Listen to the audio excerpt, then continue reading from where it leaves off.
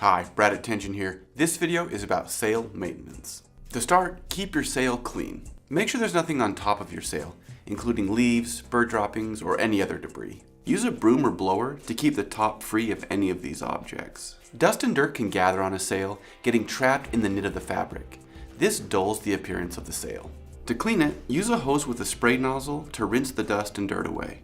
If the sail still appears dirty, it may be necessary to wash it with a non-abrasive, pH-neutral detergent in warm water. Dish soap is a good choice. Dilute a small amount of soap in a bucket of water and apply this using a soft, bristled brush, then rinse with water. A sail should be cleaned on an as-needed basis. If you live in an area with dusty air or frequent dust storms, you will need to clean it more regularly. Next, keep your sail tensioned. It's important to keep your sail stretched tight. When a sail isn't stretched tight, it'll flap around too much in the wind and wear out prematurely.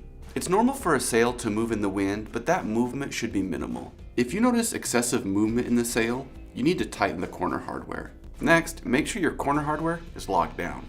It's critical that the corner hardware is locked down so it doesn't back out, causing looseness in the sail. Locking the turnbuckle down involves tightening the lock nuts against the body of the turnbuckle. Next, check the corner hardware for rust or corrosion.